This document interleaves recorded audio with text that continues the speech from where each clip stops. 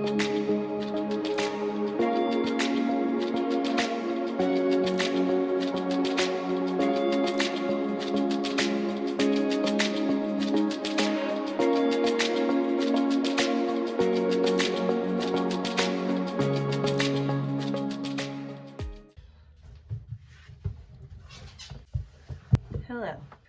my name is Rachel. I'm a certified yoga teacher, and I'm here to talk about the yamas. There are 5 different yamas, and there are 8 different limbs of Ashtanga Yoga. Yama is the first limb, and then the rest of the limbs, you can check it out because there's a lot, and I will not just name them off because they're fun to say.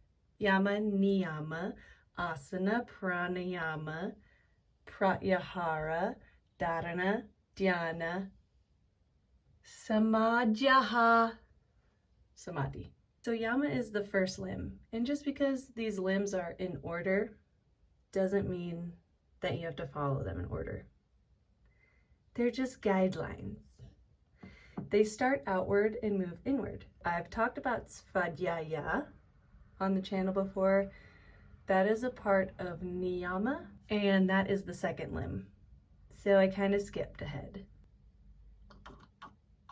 Ashtanga Yoga is a set of principles, sutras, that are used to aid someone in the journey to samadhi, or consciousness, oneness with the world and the universe, and with the Lord, if that's what you believe in.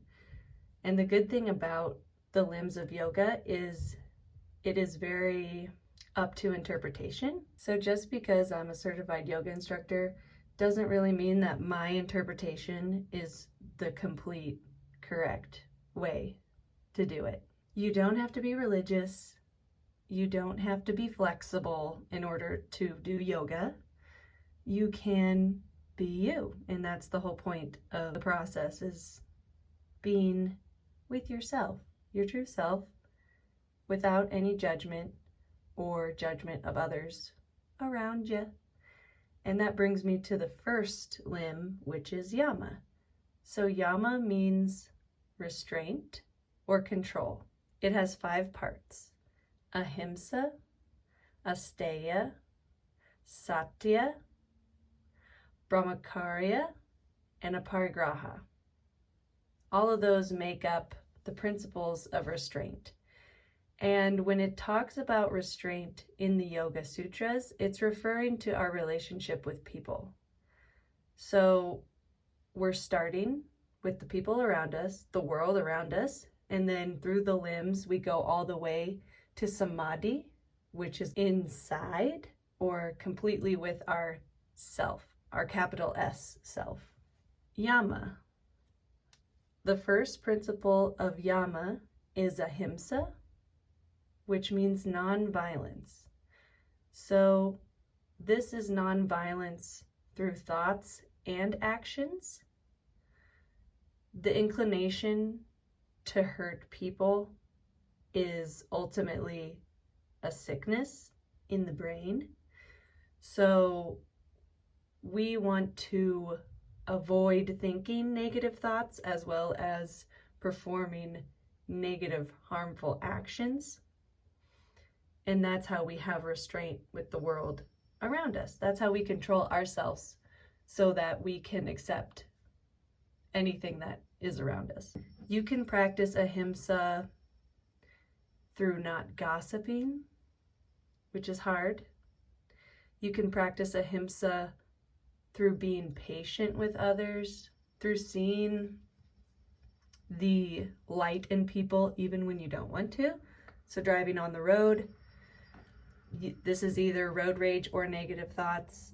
Driving on the road, you're like, this bozo, I'm gonna throw my hot coffee at them. Don't. Just don't. Because that's not how you find peace within yourself, is disrupting someone else's peace, even if they are a jagoff. Our next point of Yama is Satya.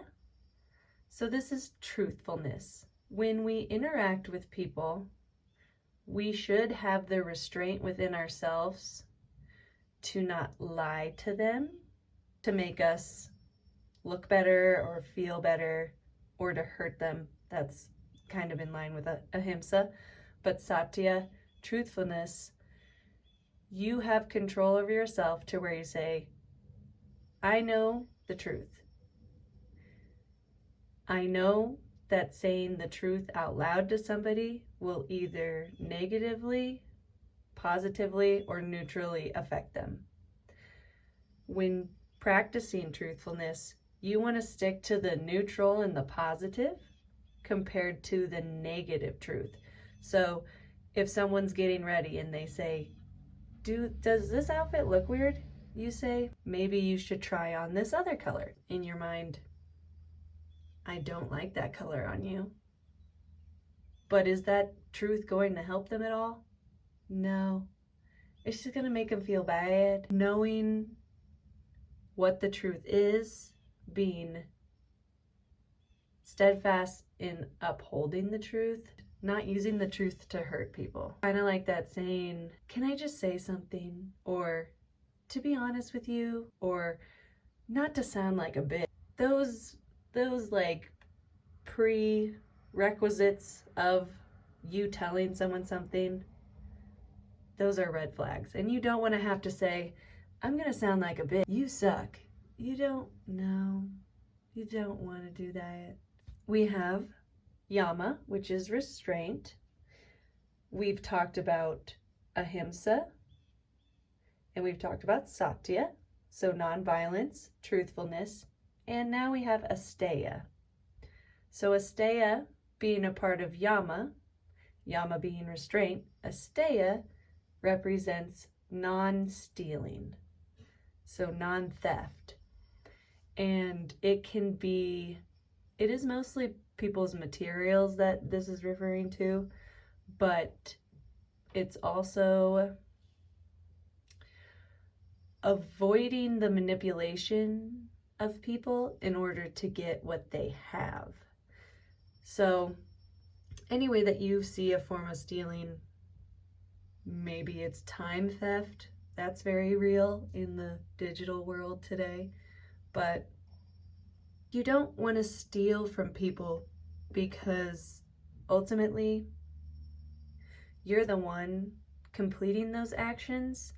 And so all the bad feelings, all the consequences are going to come back on you, even though you're trying to make yourself feel better, or you're trying to get more wealth, or whatever you think this stealing is going to do.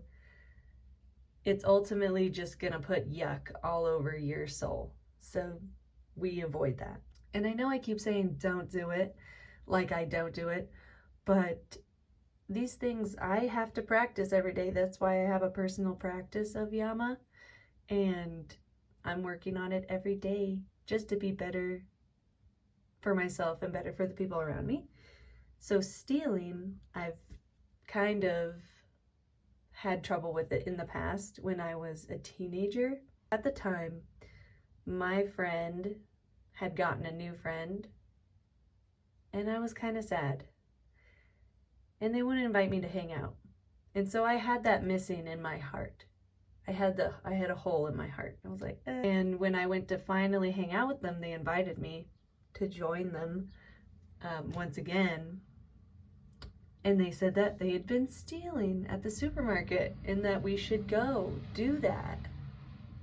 They said, let's go steal. And I said, yes. Now I'm a part of what they're a part of. I thought that stealing would fill up that hole in my heart from my friend not really being my friend anymore. And it did not. And it took me so long to realize that you can steal anything. You could steal the world. You could be like Gru and just steal the moon. But in reality, there's something that needs to be addressed inside. So that's a part of having restraint with the world around you is not stealing from it. Because if you think of the concept of all of us living with a light inside of us that belongs to us, that is a piece of something bigger, you can feel like people's successes, people's wealth are your wealth and successes, because we're all in this together.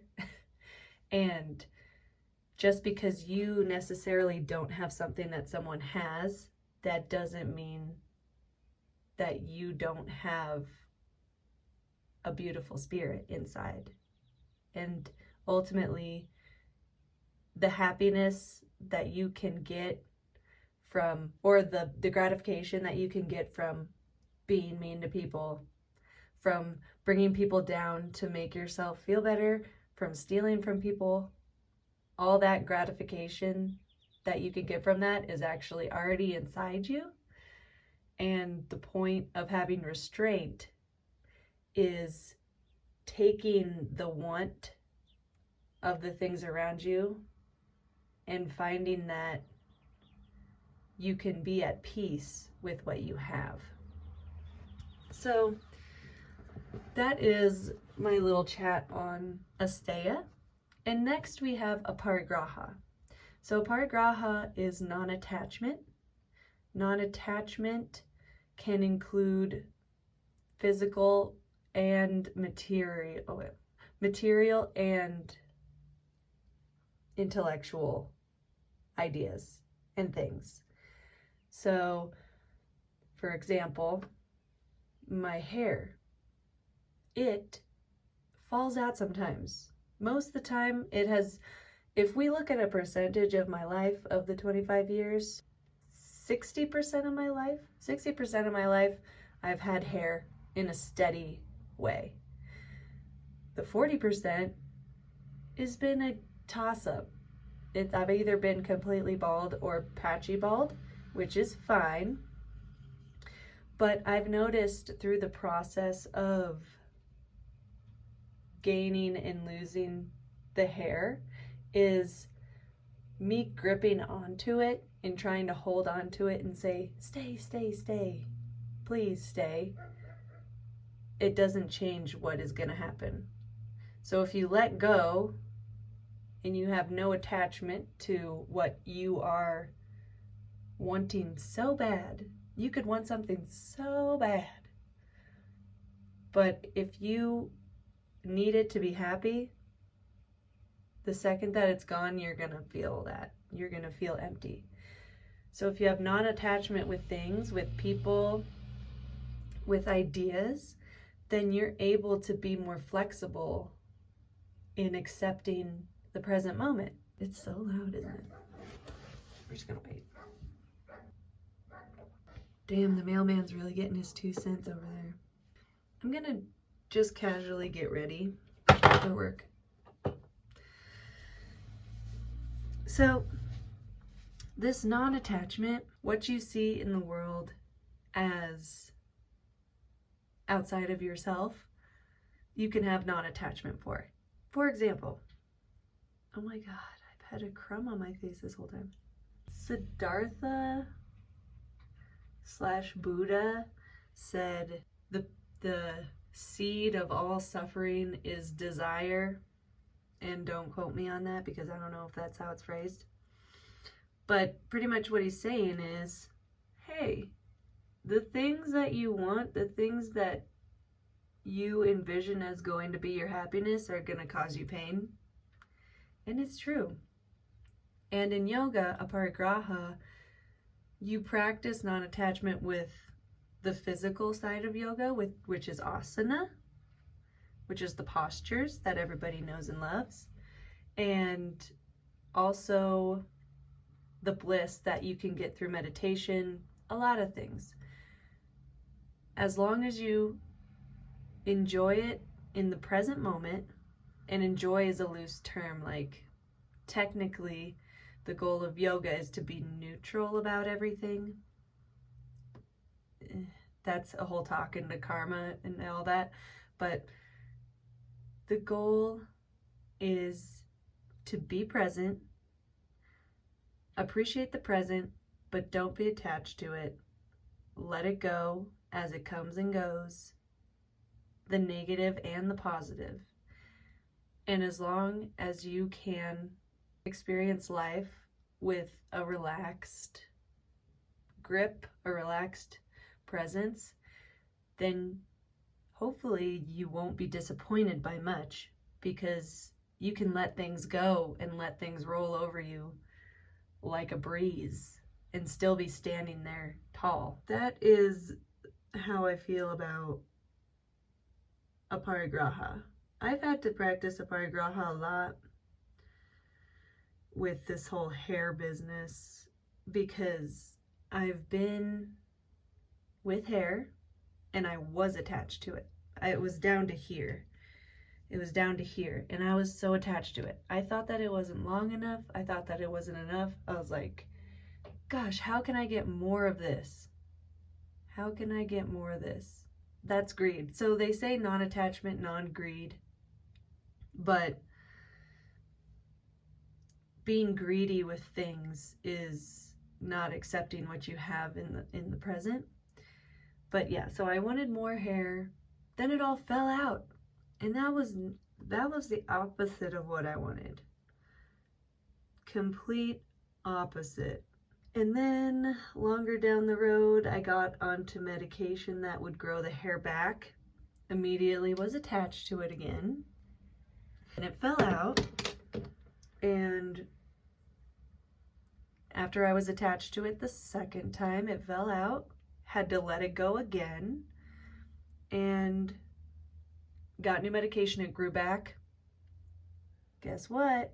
I was still a little bit attached to it, but somewhat less this time. And then, now that it's grown back again, I'm like, whatever.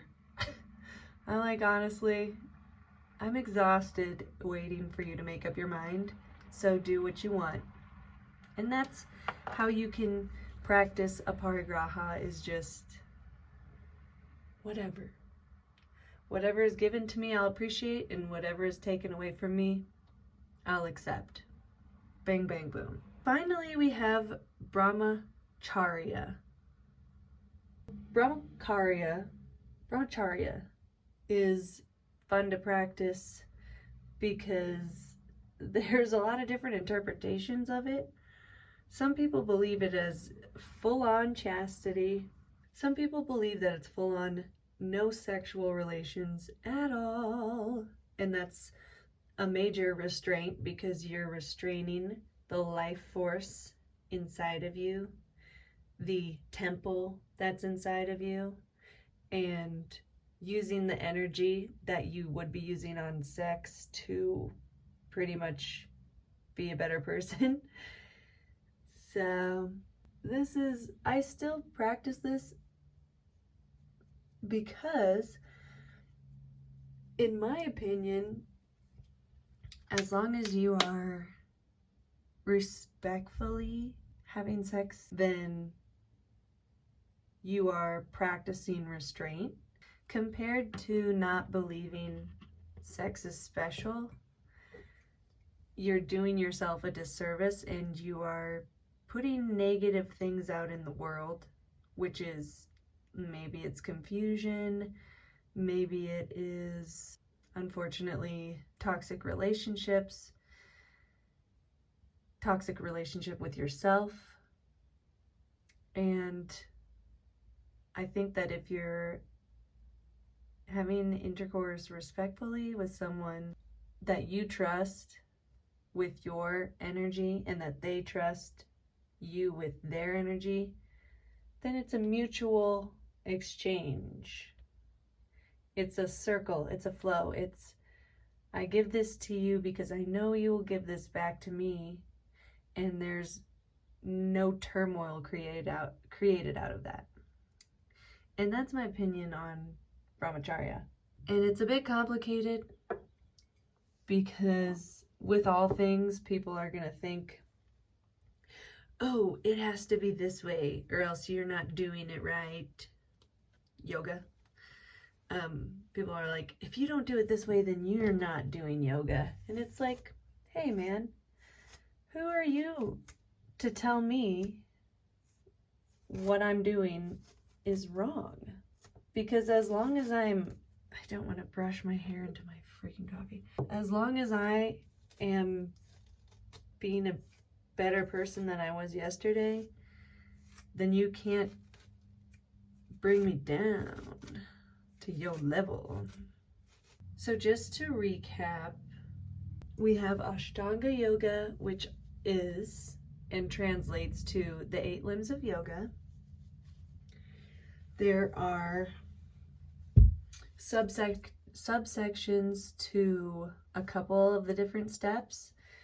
Yama is the first limb, and it has 5 different facets. There's 5 major ones that we like to talk about. We have Yama as the overarching idea, restraint. We have the 5 different bullet points under that, which are Ahimsa, Satya, Asteya, Brahmacharya, and Aparigraha. These all have to deal with how you interact with the world around you, what you're putting out in the world, and how you can start with the outside and start to work in to being more peaceful. We have Ahimsa,